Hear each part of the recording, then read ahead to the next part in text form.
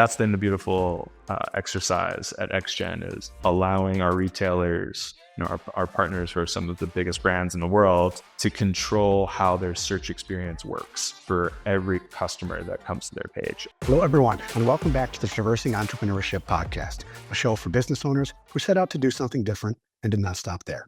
This is Dall'Olmo coming to you from Traverse City, Michigan, the city that inspired the name of this show. With over 18 years of experience in the finance industry, I've heard my fair share of success as well as horror stories in business. On this podcast, I enjoy sitting down with a variety of entrepreneurs to talk about what it takes to build a successful business, including all the ups and downs that come along with doing something different and paving your own way in life. In today's episode, I'll be interviewing Nick McEvily. He is a fractional product leader and now head of product at XGen AI, an AI company focused on the retail sector. Join us today as we discuss Nick's dive into the entrepreneurial world and how he found his passion for the 0 to 1 stage of company development and how he has turned that into a niche that he thrives in. Welcome to the show, Nick. Thanks for being here.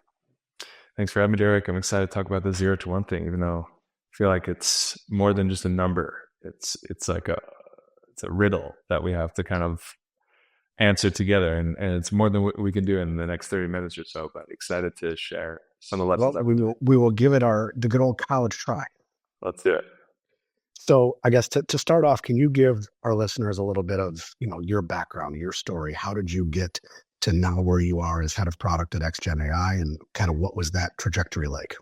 Yeah, I'll keep it short. I came to entrepreneurship through design. I got a really interesting degree from Cornell University that focused on design through the lens of product, interiors, and architecture. And then I found software afterwards and applied those principles to UX design.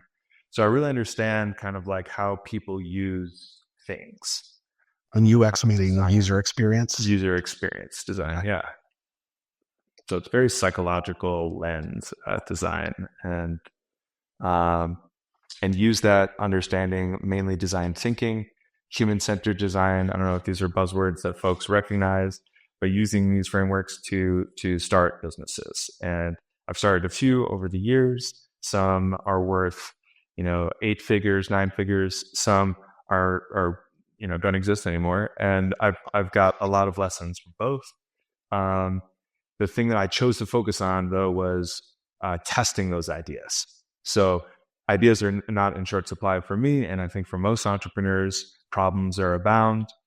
It's choosing which problem to try to solve, and then testing that solution incrementally and quickly and cheaply, because we're all constrained by realistic things like budget. And time. Exactly. And so, now that brought me through to my current role as head of product at XGen, which uses machine learning to kind of merchandise things a little bit better and help shoppers find what they're looking for in a more natural way than it currently exists in the marketplace. Interesting. So you brought up the design component from a, let's call it product, or, I'm just going to say user experience, whether that be a coffee cup or an app, right? Yeah. How does, I guess my idea of kind of bringing things to market is like, okay, I want to do something different, that I would use so that I'm passionate about it and can devote time and eventually resources to making my own life simpler. And in theory, that would help somebody else along the way. How does one take that from an idea to code? Yeah. Software. Let's imagine it's software. Well, it's a great place to start. Solving your own problem is really great in 2 ways. 1, the problem intimately. And 2, it'll give you a little bit of staying power over the next 6 months, year, 10 years, maybe, if it really works out, for you to dedicate yourself to. And the second thing I want to mention is how to move forward from there, right? So what you want to do is set up a series of tests to question your own assumptions. So make a list of assumptions that you hold. Here's the problems I'm having. Here are the assumptions about those problems and how I might solve them. And then find a special way to test that assumption. This is a very scientific approach, but it's repeatable. And it's not chaotic, because I think there's enough chaos going on in the world of entrepreneurship, and even trying to execute a scientific method gets curtailed by reality. So I think going out with the approach of setting yourself up with some assumptions, creating those hypotheses, testing those, and we can talk about how to test those more throughout the podcast. But that's the translation from, okay, I have an idea, but now I need to do something with it. Figure out what your assumptions are first, and then go about creating tests for those assumptions. So in the intro, I brought up the kind of the 0 to 1 stage of, of company development. Is there the same thing with company development? The same thing? Are we talking about kind of the same thing in product development too? Give me your thought about the 0 to 1 development side of things. I mean, in some ways, products and companies are synonymous at the start. But what I'm talking about is product, let's say, because company creation and branding and messaging are accompaniments to product, but they have to occur after a solution has been validated, in my opinion. I think a lot of people will start the other way around. So maybe they'll start with an LLC, they'll come up with a name and a logo, and they'll put up a website. They don't really have their product figured out and validated, really. And so they spend the next few years figuring that out. But the way I prefer it is, let's say you have a new coffee stand. It's a mobile cart. It's on, it's a bike coffee cart that you're starting. First thing you want to do is figure out how many coffee carts exist currently.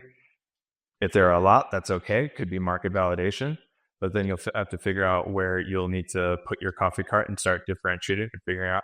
But if there are no coffee carts, and this is kind of the proverbial problem in software, is like you're creating a new solution where there aren't competitors and there is no search for that thing, because what you're creating is so new. You were saying, right? You're an entrepreneur. You want to do something different.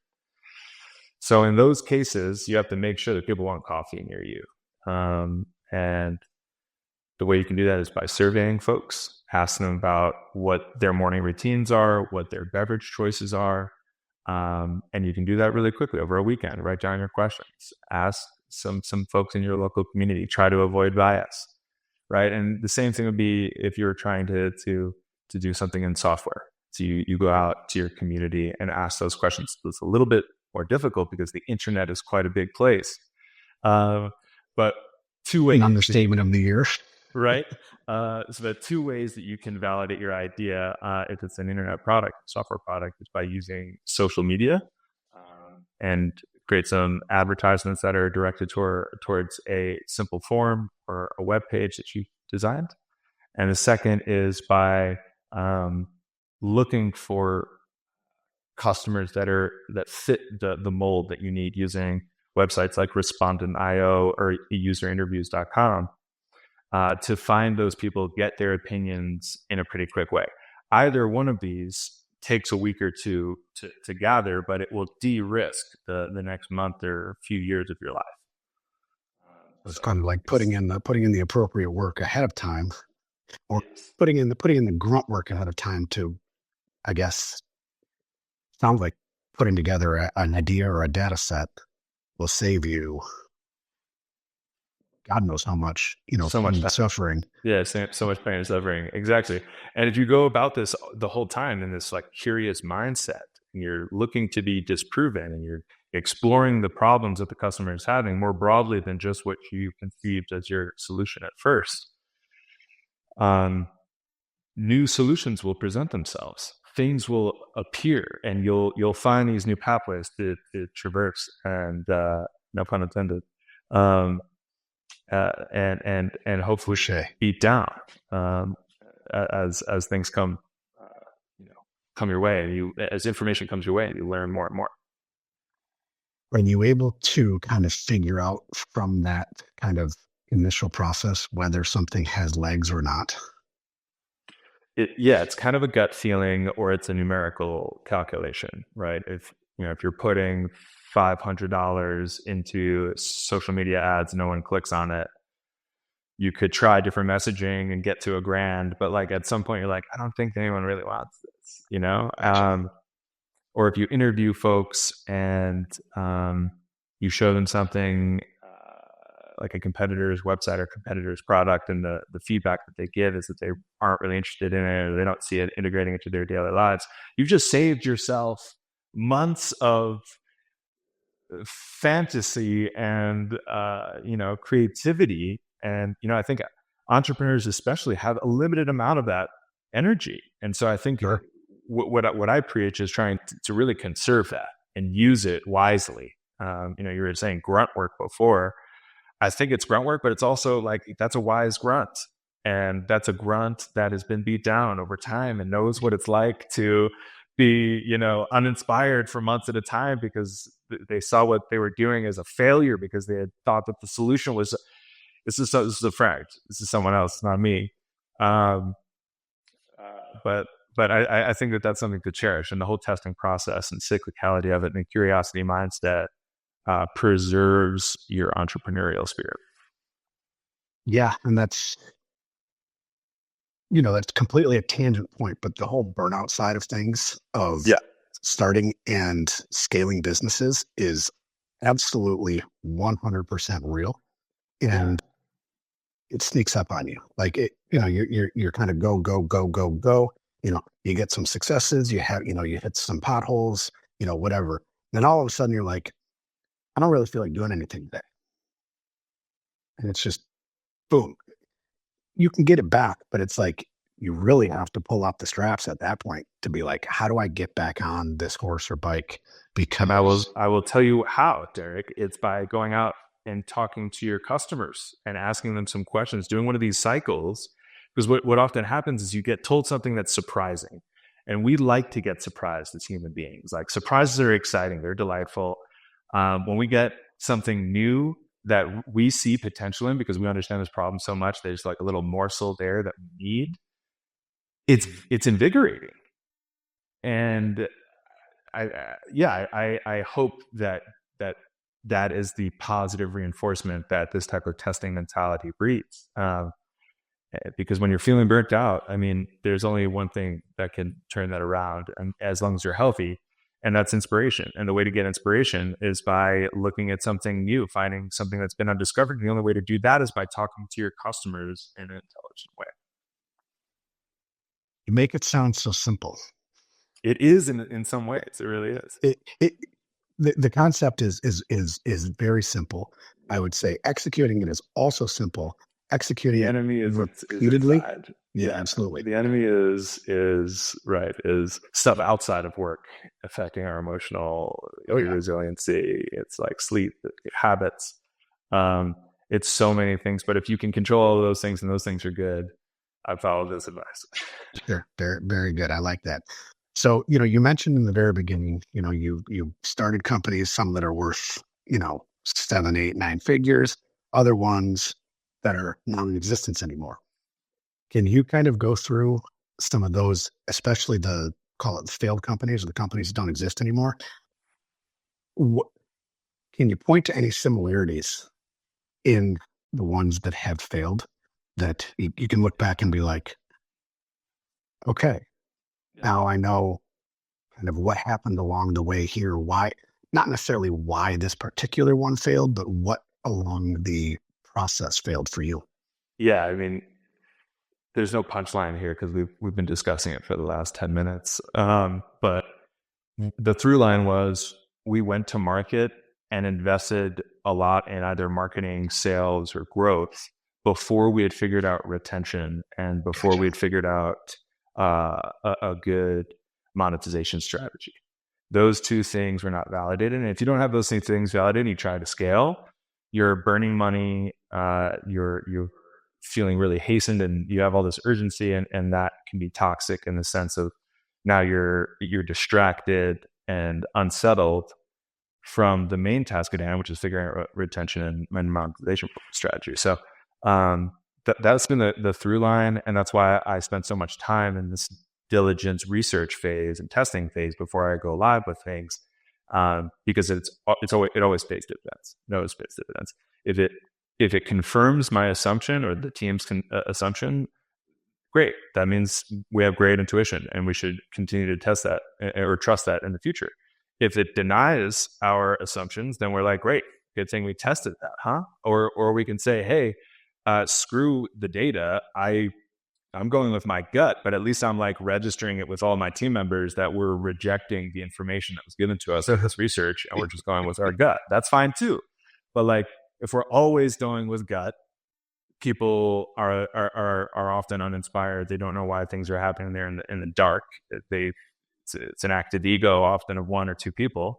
And if we're only going by data, which is like kind of the other extreme, but equally as unproductive, we lack the sense of inspiration or gusto to just like make a choice and go in one direction or the other. So that's oftentimes what I'm doing with leaders is adding a dose of one or the other, so that we're de-risking ahead of go live, because go live is every launch is it. It's a rewarding and scary date or time. So how does XGen AI kind of fit into this category, or does it?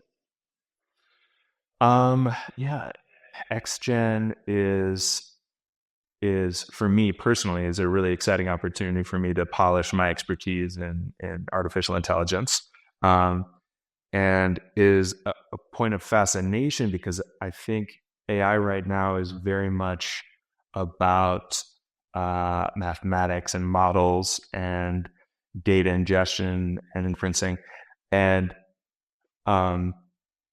design and human interaction has been left behind a little bit, or it still has a lot of room for exploration, I should say. And so configuring an AI, understanding and testing its outputs, because so much of it can be black box, and then tweaking things, making those controls available for people. That's been the beautiful exercise at XGen, is allowing our retailers, our partners who are some of the biggest brands in the world, to control how their search experience works for every customer that comes to their page, or how a recommendation carousel surfaces products as they move through different pages on the site and begin to check out. And if they have an account, and we're lucky enough to have that kind of data, how the page and experience changes for them, emails, website experience, app experiences, and stuff. So having a ball there, and I think the next few years are going to be exciting for us. Absolutely. So, as somebody who is very vaguely familiar with kind of AI, LLMs, all that type of stuff, is there I'm going to call it simple explanation of how you train an AI? And I only bring that up because Julie said, train the AI, to do X, Y, Z. But it's like, okay, I just have this like discombobulation in my own head of how do I take something that is, I'm going to call it an emotion feeling, the user experience, right, is more of call it an emotion response, versus a data set over here that we're shifting into. I know it's mind-boggling to me, right? To it, it's true. I agree. And depending on what part of AI you're exploring, there's more magic and less magic. I think it can be really easy to understand at certain points, but sometimes you're like, how does that work? Wow. And all is what the outputs are. A lot of it's because we can't understand the series of inferences that are happening on a certain, let's say, an image. So like maybe the best way for me to describe this is how an image recommendation would work for us. Let's say you wanted to search for a dress, and you type in the word, red dress for the summer. That word is associated with a bunch of different other images and other terms that a machine learning tool will create inferences around, and will allow us to kind of surface for the user. I think it's hard for me. It would be a whole entire episode for us to go into how ML works and how it works with images and how it works in the shopping experience. But it's definitely been a great learning experience for me, and I'm excited to be able to maybe have that podcast in the next month or two with you. Yeah, it's just one of those things where you're like, all right, I've got somebody who knows way more than me on the other side of a screen here. If there was a simple explanation, I'd love to hear it. Doesn't seem like there is one at this Well, point. it's not simple. No, it's not simple. It's like 5 or 6 layers of explanation. Probably would just make my mind explode thinking about it. You know, It does. And the fact that I can't simplify it shows my mastery level here. So I think if I really knew, I'd be able to simplify it for you really beautifully. And so I'm still on my learning journey. well, and it's like my dad always told me, if you really understand something, you can teach it, and when you can teach it, that's when you know you're an expert. So you've had like, okay. And I've taken that approach for the last 20 years. It's like, okay, I need to understand taxation, for example.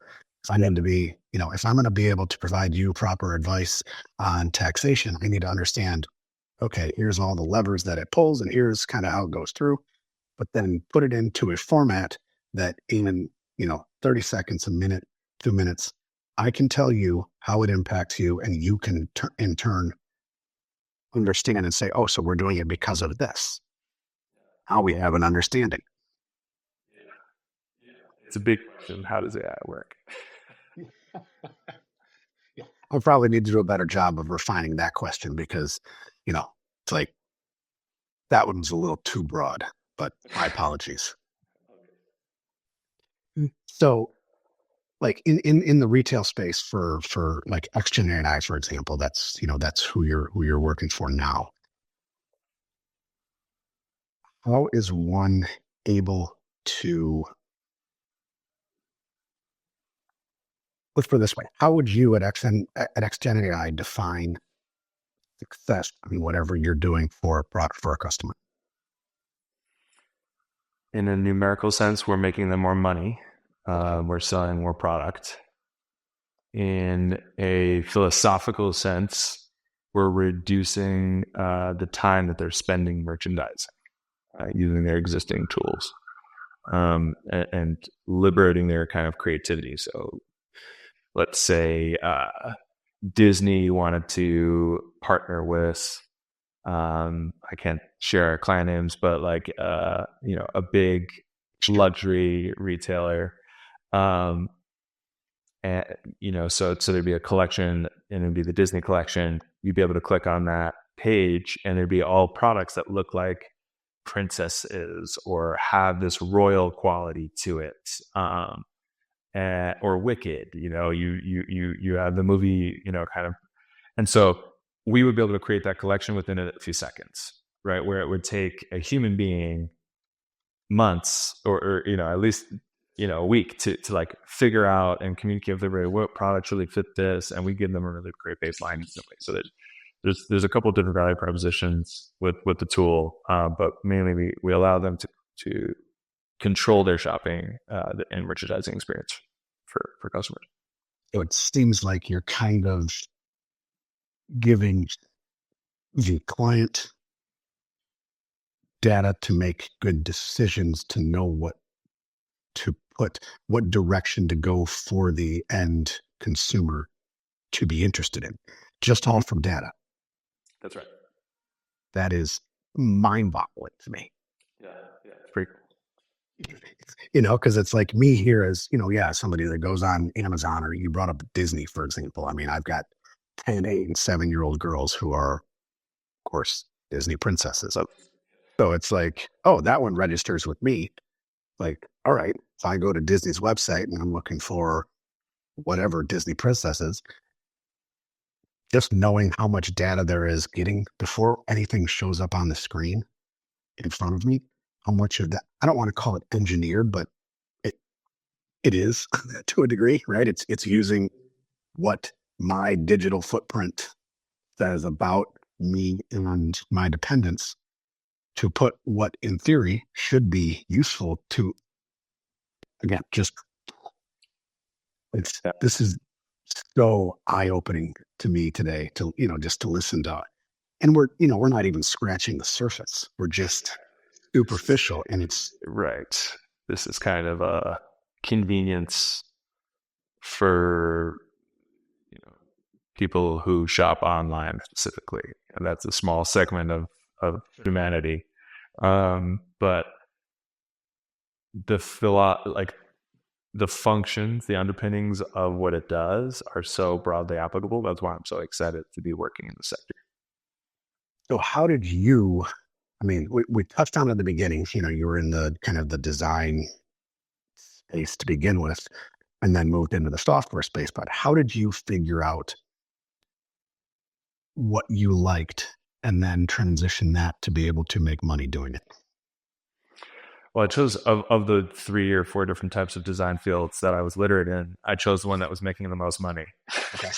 which was, software design. And I saw the most potential in growth. And then within that, I realized, the entrepreneurs, rock stars of our time, when I was in college was, uh, you know, software entrepreneurs and the Mark Zuckerbergs of the world. And I was like, oh, okay, that's, outside of finance, there's another option to like have to gamble your time for,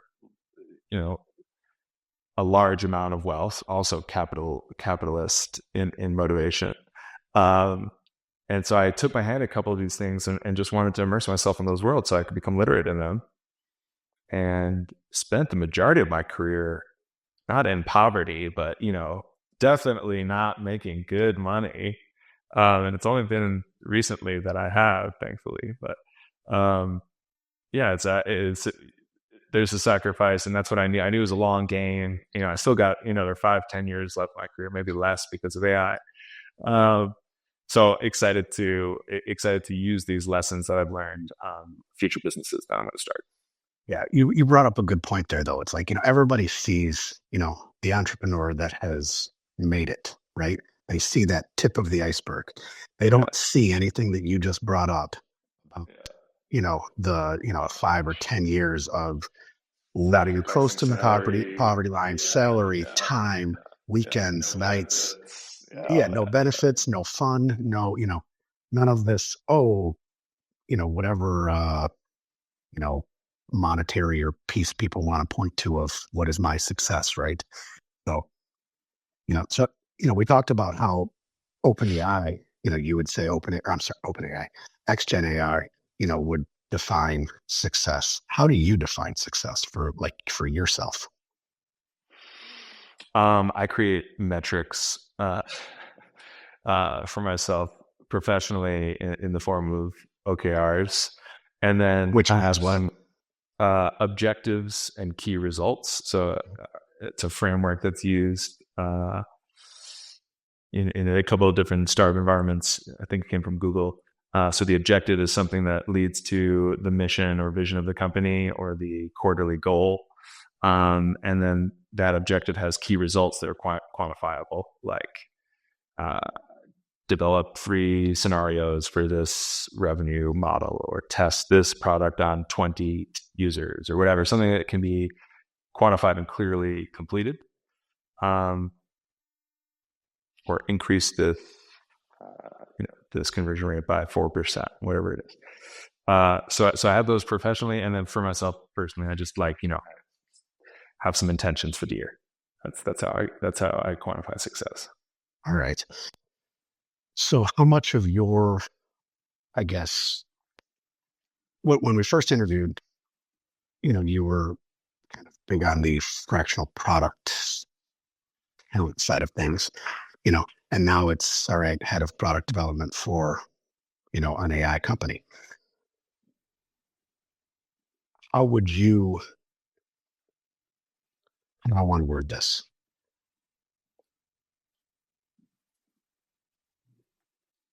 How does one, so let's go to the fractional product side, fractional product talent side of things for a minute.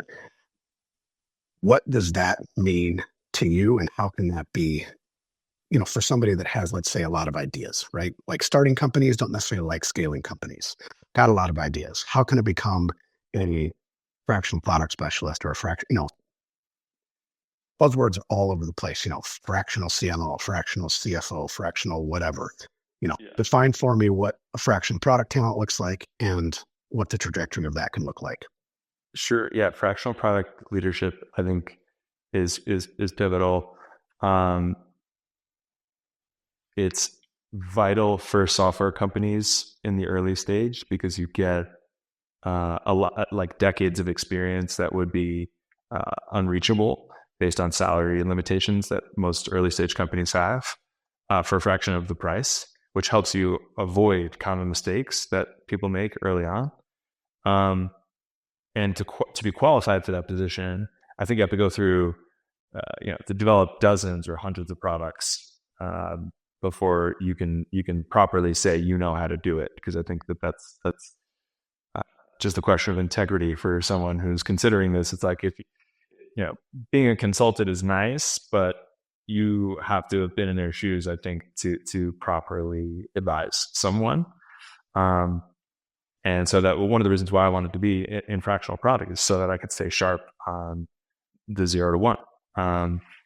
And I was able to do that over the course of the last 2 years. So, you mentioned all right, here are the repetitive mistakes that you see happening. What can you give some examples of those? Hey, here's what we're trying to avoid because here's the mistakes we see being made time and time again. Uh, I mean, the most dire, I think, is spending money on software that you don't know someone wants. Um, Software is graphic inherently. So that means you can test it graphically first without any real code. You can have a mock up, a non functioning image that you can show to people, an interface, and then get the reactions from it. And then maybe go into coding or create a more interactive prototype that seems more realistic to the user, increasing the quality of the feedback that you get, um, and continue that process over and over again.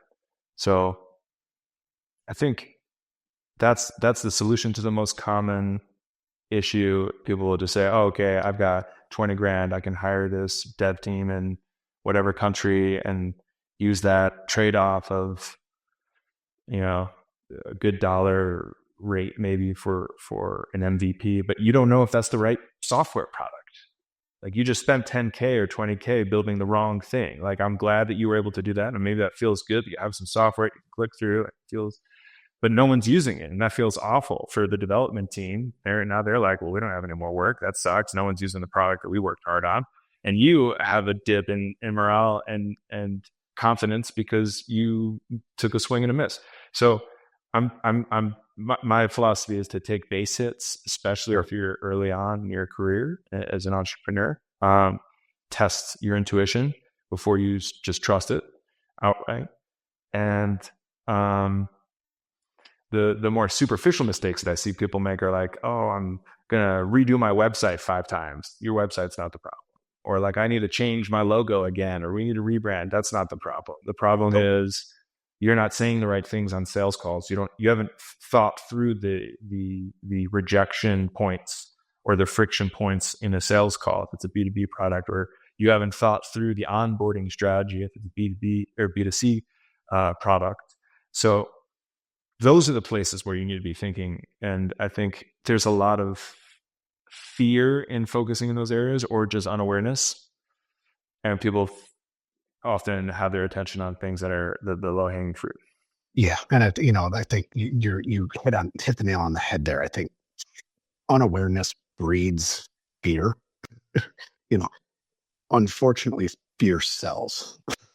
It's like you turn on any news program, finance program, et cetera. It's all negative and fear driven because what they want to sell advertisements, right? So there you go. But completely aside, you mentioned earlier that you probably have 5 to 10 years working left.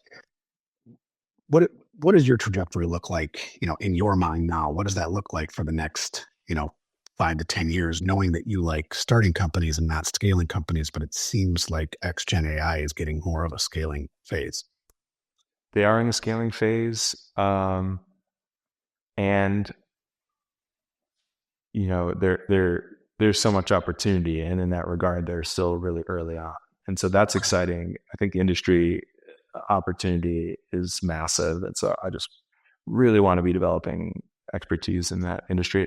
Um, but my personal strategy is to get on cap tables and startups that are valued, in the $5 to $20 million range, that I know are going to be worth 5 to 10 times that in 4 years or so. And I think I've got maybe 2 or 3 of those left in my career, outside of the ones that I start. And yeah, I think, maybe like a venture studio, if I was able to clear and get some liquidity on some of my current investments, I'd probably be able to start, allocate a couple of $1 million for like a studio that just built businesses. I guess that's my dream. So it's interesting to hear you say that, because this isn't the first time I've heard it, but I've only heard it multiple times recently. Like that kind of, hey, I've got all these irons in the fire. If I can get some liquidity over here, I'd love to create, for lack of a better term, I'm probably showing my age, like a think tank or whatever, to help, launch these, startup studio. And that to me is, I think, more beneficial to the not run of the mill, but the startup entrepreneur, to say, okay, now I have a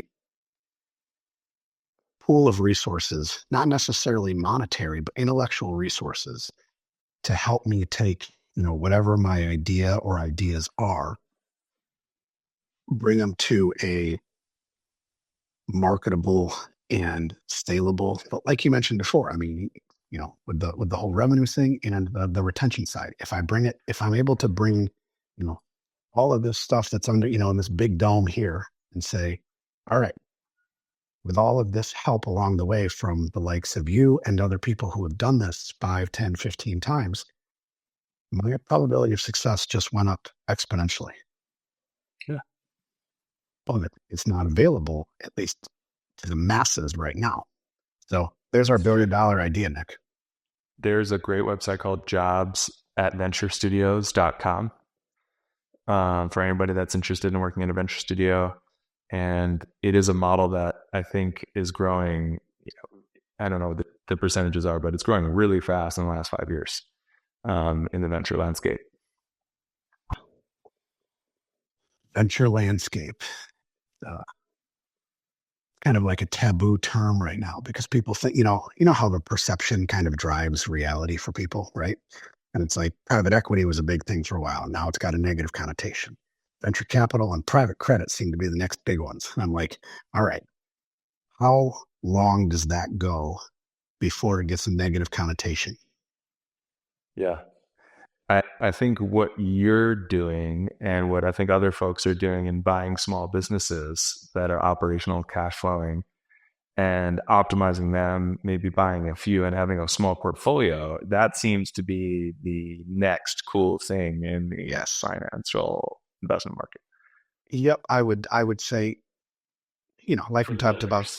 Yeah. I mean, it's, when you're young, you're trading time for money, right? Your expertise, you're trading your time for a service, and there you're being paid in return. The next step is, now how do you get things to produce cash flow or valuations without you having to put the time into it? That's right. So, I mean, all of a sudden it becomes this snowball that you can be like, all right, I've traded time for money for the last 20 years and I've amassed, small fortune, big fortune, whatever.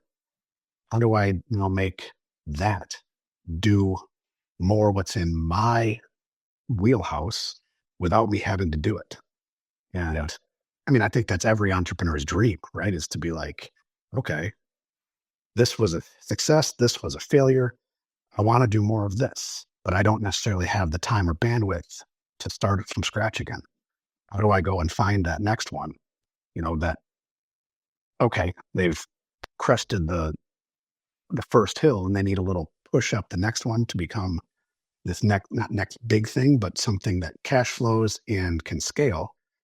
Sounds like kind of that's where you're at with XGen AI. It's like, okay, we've built the framework, the proof of concept is there, and now we're taking it to big time. Yeah, it's an exciting time. So, thinking about the majority of the audience probably being on the younger side, or I'm going to say under 40, under 45. I'm 43. I still consider myself stupidly young.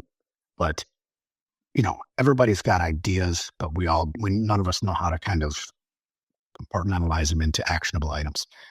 What advice would you give to, an aspiring entrepreneur to say, here's the 1, 2, or 3 steps you need to take to make sure that your idea has legs and there's a market and there's a retention for it? Can you give me an example of an idea? So let's see here.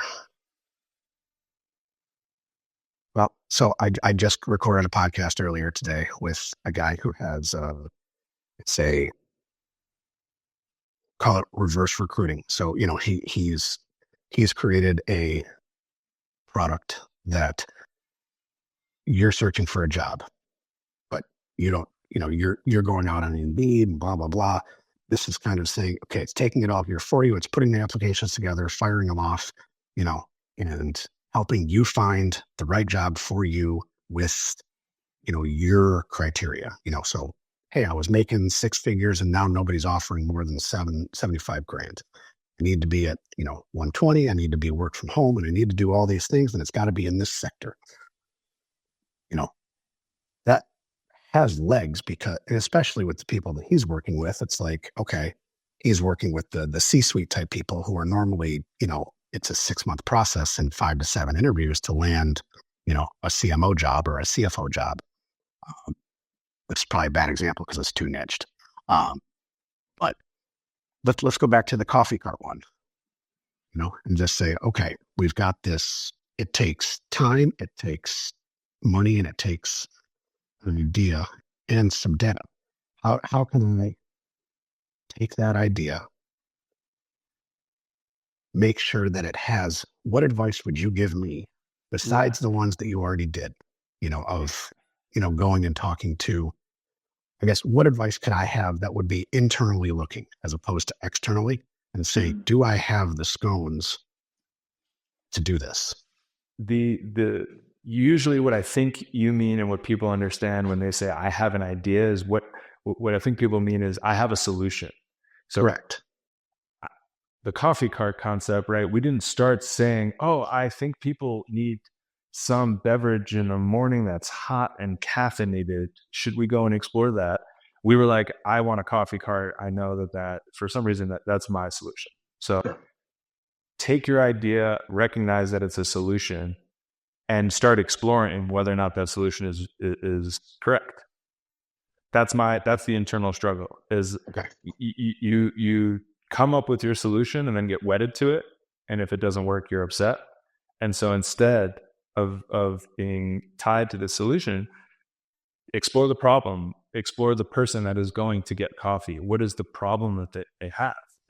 Maybe it's the fact that the coffee that they leave the house with gets cold on their way to work during their commute. So really what you should be doing is creating a really effective mug that self-heats or something. Yeah. You know what I mean? Like, so by exploring the coffee cart, I came up with a electronic that I'll probably have to be made in China, and it has a rechargeable port and like goes in a completely different direction, right? But it's because you fell in love with the problem and not with the solution. So that's your perceived solution was to be. I mean, 9 times out of 10, like I just look at my wife, for example, big coffee drinker, right? Make it at home every day. Every morning, I make her a Yeti mug to go. She always orders at least one Starbucks during the day because it tastes better. Mm-hmm.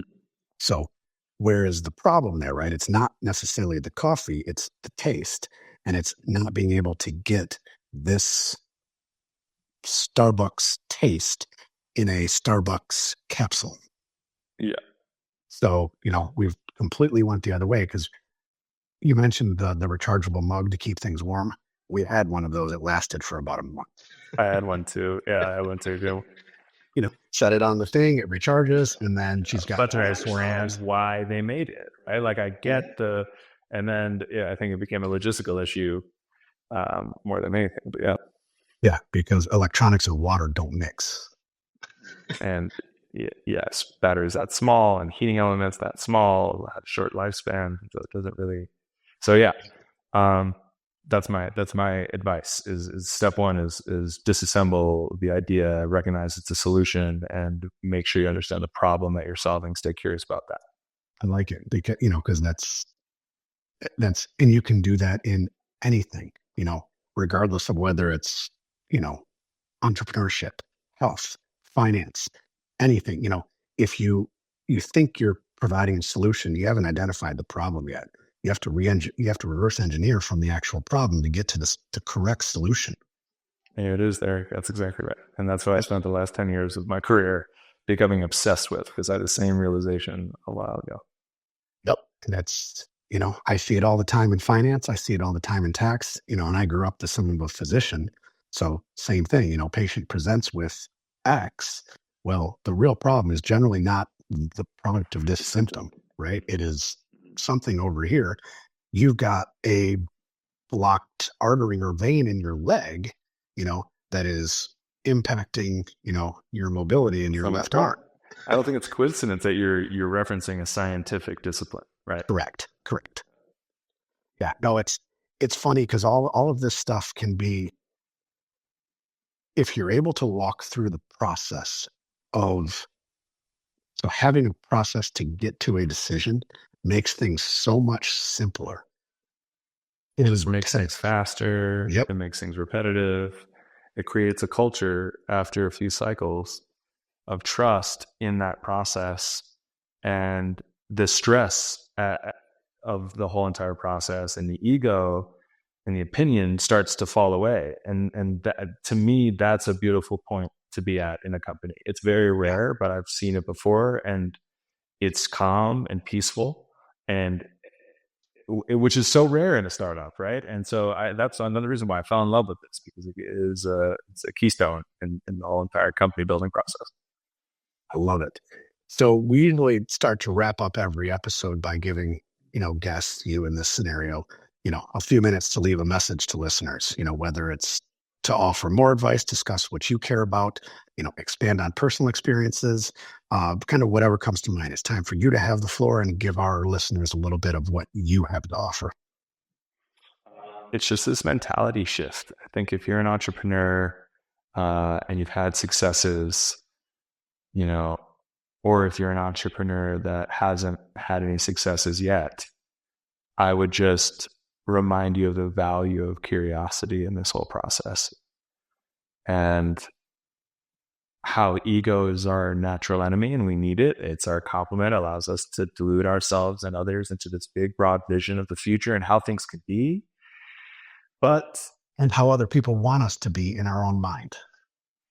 And what happens is we can lose sight of the reality and other people's perspectives, which are super important when you're trying to sell something to a large group of people. So I think trying to put your ego aside and putting your customer first and staying curious is the most important attitude adjustment that someone can make as an entrepreneur. Love it. How can our listeners find out more about you and or XGen AI? So the website is XGen.ai, and then I could be found on LinkedIn, Nick McEvily, and I got a website, nickmcevily.com. Love it. All right. Well, as you know, my name is Derek Dall'Olmo, and I'm the owner of both Tremonti Financial Consultants and Tremonti Tax Solutions, together referred to as Tremonti. Tremonti bridges the gap between financial advisors and accountants by serving as CFO to our clients. We specifically love to work with business owners to develop a proactive tax strategy that helps you earn more, be more efficient, and pay as little in taxes as legally possible. If this idea piques your interest, please go to TremontiTax.com and book a 15-minute chat with me. Whether we end up working together or not, I'd love to hear from you. With all that said, Nick, it was really good talking to you today. My mind is in pretzels. Thanks to Tremonti, and thanks to you, Matt, for having me on. For those listening, if you enjoyed today's episode and had a few helpful takeaways, we'd love for you to leave us a review on Apple Podcasts and share this episode with other business-minded friends. This has been another episode of the Traversing Entrepreneurship podcast. We had fun today and hope you did too. Thanks again for Nick for being here, and thank you for tuning in and listening. Peace out.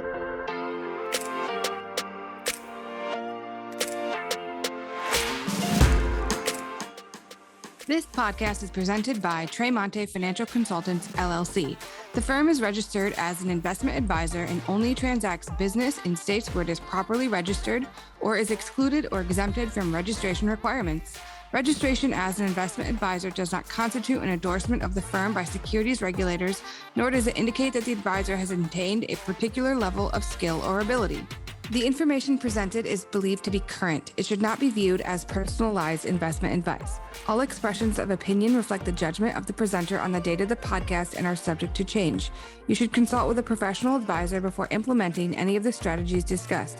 Content should not be viewed as an offer to buy or sell any of the securities mentioned or as legal or tax advice. Always consult an attorney or tax professional regarding your specific legal or tax situation. Different types of investments involve higher and lower levels of risk. There is no guarantee that a specific investment or strategy will be suitable or profitable for an investor's portfolio. There are no assurances that a portfolio will match or exceed any particular benchmark. All investment strategies can result in profit or loss.